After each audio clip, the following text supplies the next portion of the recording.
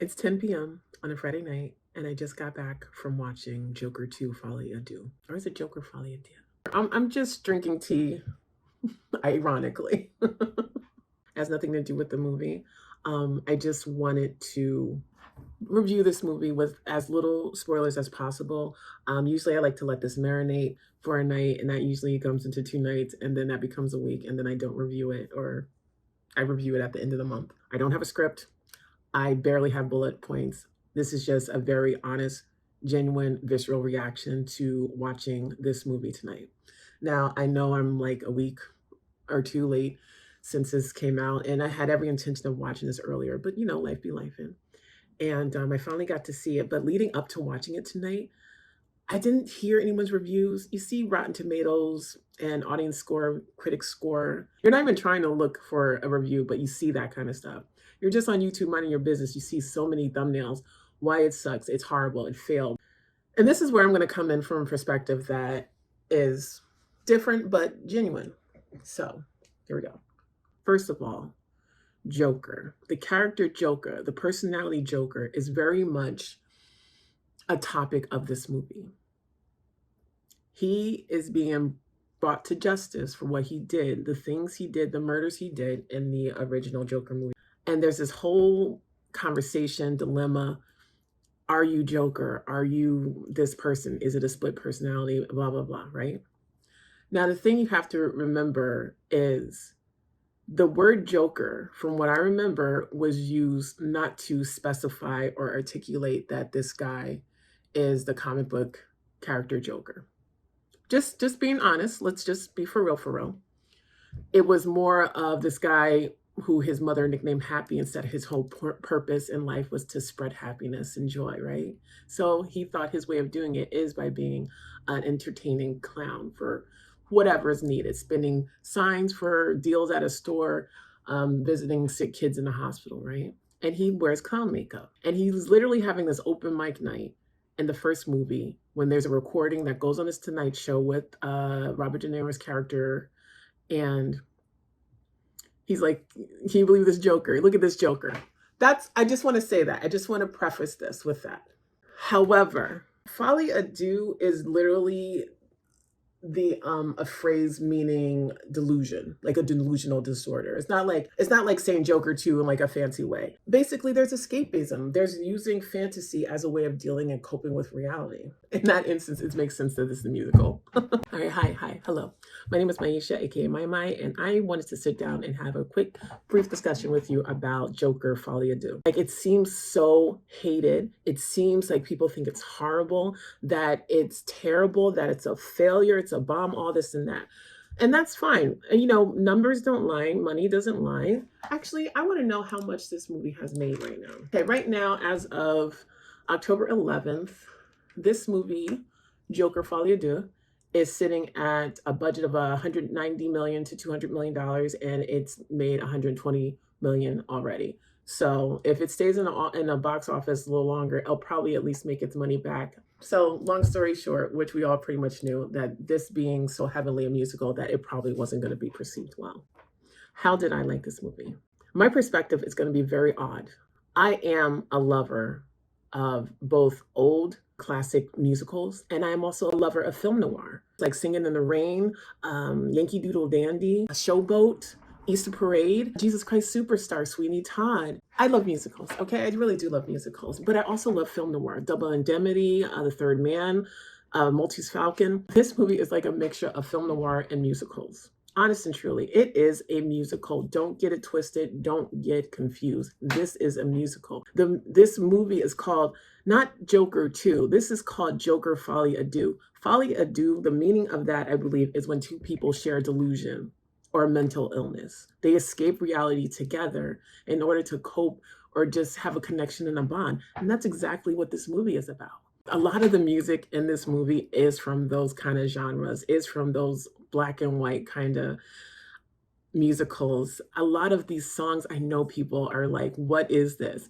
And it can seem really funny when they start singing. Just realize, other than like casually whistling or just having a tune stuck in your head, the people who are mostly singing in this movie is Lady Gaga, Walking Phoenix. It's like no one else. because they're both freaking in delusion. They're both escaping reality, but for different reasons. They're both escaping reality for different reasons. And there are those moments where either people who might be not fully there themselves see the singing and they're like, yeah. Then there's people, the normies, that are just like, what the hell's happening? What songs they chose for different purposes and points of this movie was very on purpose. It was very, they knew what they were doing. It was very intentional, I should say. Not on purpose, it was intentional. The songs they chose, when they sang it, how they sung it. And I say this movie reminded me of musicals because it had the same plot. Old movies, if it's performance driven, it's usually performance driven. It's usually a pair, a duo. Our lead actor is part of a duo and they are popular, they're making it all as well. But one of them decides to quit to make it on their own or try something new, leaving this lead performer to try to make it on their own. Or there's one performer who's trying to make it into the industry and they're struggling doing it until they find a pair, a second, to become a star. Either way, it's all about becoming a pair, becoming a duo in order to get popular and make it. Now, there's going to be competitions. There's going to be trial and error. Maybe they're not the greatest dance partners yet because they don't know each other. This person's trying to perform with this new duo, like the old partner with this person who's a completely different person. Or this person never had a partner, so doesn't know how to act. Regardless, you got two people who are trying to make it in this world together. There's going to be trial and error. There's going to be jealousy. There's going to be competition. There's going to be a falling out. And if you're lucky, you get a happy ending with the two of them. Or you get into the 60s, 70s, 80s with musicals where it can get a little darker. Sweeney Todd, anybody. And if you don't get that happy ending, you split and something happens. This is so much inspired by those classic musicals, but it also has violence. It also has dark themes in it. It also has these moments where it's like, oh, it's getting real right now. Bringing in that kind of film noir, not neo-noir, but film noir, back in the black and white. This is so heavily inspired to me about those old classic musicals, about those old classic film noir. Sunset Boulevard. Holy crap, I saw Sunset Boulevard in this movie. And the problem with that is if you don't know what the hell I'm talking about and you don't know any of these songs, this movie is going to confuse you, piss you off, or just leave you stupefied. I will say the writer and director, Todd Phillips and Scott Silver, they're expecting a lot from an audience who might not know what the hell I'm talking about, for instance, about musicals and noir and the theme and how the formula of it. They're thinking about DC Comics. They're thinking about Joker with Batman, Harley Quinn with that Joker. They're not thinking about that in this particular movie, which is a musical. And as much as that formula inspiration from old musicals and noir was done well, they were expecting too much from an audience that might not know. They don't know. They don't know these songs. They don't know, like, why are they singing? It's funny. It is funny when people start. I laugh. I did but that's the whole delusional element of musicals. People don't just break out and start singing for no reason in real life. No, but this is a musical, and in musicals, they do that. Folie, a delusion or mental illness that's being shared by two people. This is our pair. This is the formula of old musicals, and you've got to have the violence in if you're bringing noir in to split it all up. As much as I want to do this without spoilers, let me tell you, there are courtroom scenes. There are scenes where it's like a battle between, if it's not a battle between the prison guards, there's stuff going on with other inmates, and then you have the media, and then you have fans, and you have people hating Arthur Fleck, and then you have the courtroom, you have the trial. That's basically the movie. Just clear cut, not trying to give you a lot of spoilers, but that's the movie. So amongst all that happening is musicals. They do break into song once in a while. It's not as grand and grandiose as like The Wizard of Oz or something like that, where everyone's dancing, everyone's like walking up the walls, doing like cartwheels and like do-si-doing. It's not that much of a musical, but it is a musical where two characters break in song throughout the movie. Some instances, the singing is very short, and then in some sequences it is longer. But that doesn't negate the fact that it does seem odd. It really does. It does seem odd. But I think that it seems odd when they break into song because we're looking at Joker and Harley Quinn. If this movie was about a different characters that we didn't know about, I think it would have done something really spectacular. Noir style musical about saying F you to the judicial system, to lawyers, to judges, to doctors and psychologists, to people who want to manipulate the system just to win and get people who might be guilty out on the streets, or about a system that failed people with mental disorders, with histories, a system that could have saved a child, but kicked them out and just let them fend for themselves, and they became these people. This movie has a message and a story. However, the character of Harley and Joker is a complete distraction. It does seem like a bait and switch. However, being that it's a musical inspired by the old classic musicals, being that it's a noir movie inspired by noir style movies, I didn't mind it. But I had to remind myself, I have to look at Joker and Harley as just characters. Forget DC, forget what we're supposed to know about them based on years and decades of what we know about these characters. We're not going to see Batman. You know what I mean? This was a hard watch for my husband. And he's like, what the hell is going on? We saw people leave the theaters when it was one too many singing moments. I'm trying to remember who started singing first in this movie. I believe it was Lady Gaga's character. I believe it was Harley. And in that sense, it's almost like she was a siren. Like she was a siren calling, singing to Arthur Fleck to bring him in, drag him into this delusion. If you don't know what sirens are, they're very big in Greek mythology, where they're usually mermaids or beautiful women who are in the ocean who sing these beautiful songs, and it's trying to lure fishermen into the sea to drown. In this instance, I believe Lee started singing first, and she was kind of a siren to Joker, to Arthur Fleck, bringing him out of his distance, bringing him out of his shell, and bringing him into her world of delusion. And in that world of delusion, they both escaped their realities, different realities, but they both escaped their realities together.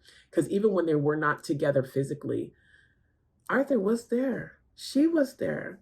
There's these moments and sequences that you know it's in La La Land, like literally.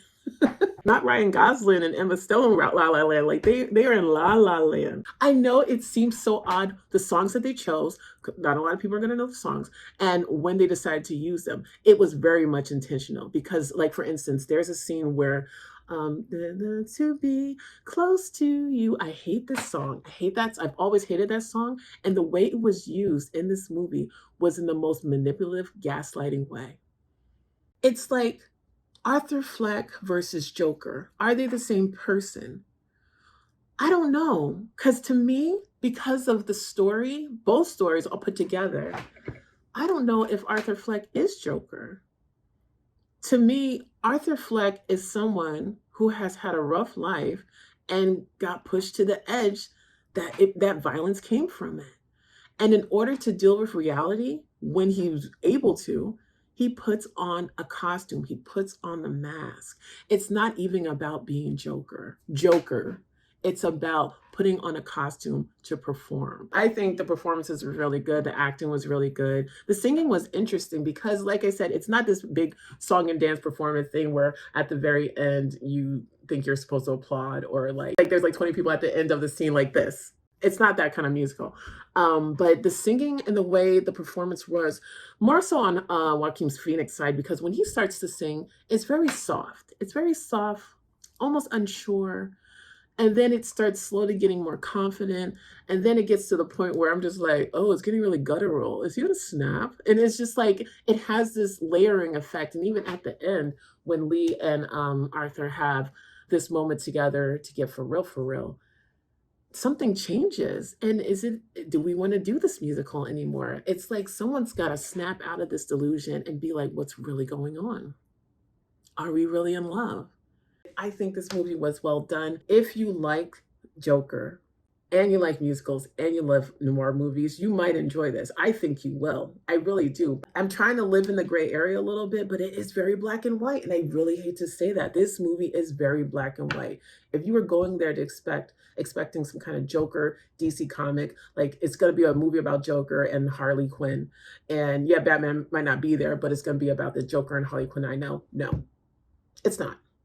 I'm going there not knowing it's a musical. It's a musical. I hate music. You're over here. If you're going here and you love musicals and you even have some admiration for noir movies and you like Joker and Harley, I think you will like this movie. It's because I'm going to watch it again. However, I don't recommend this to everybody. I really don't. Hating a movie is a strong thing. Hating something is a very strong statement. Do you hate it for valid reasons, or do you hate it because you don't understand it? Do you hate it because you're not a fan of musicals? Do you hate it because you didn't know the songs? That's different than saying that this movie wasn't for me. I actually like this movie, but I understand if people don't. It's unfortunate because it really is actually a good movie. So that's my review of Joker Folie à Deux. Please be gentle in the comics. It's okay if it wasn't for you. But if you know what language I'm speaking, please let me know. And if you had things that you want to mention about the movie, good or bad, please do respectfully in the comment section. This movie was not meant for everybody.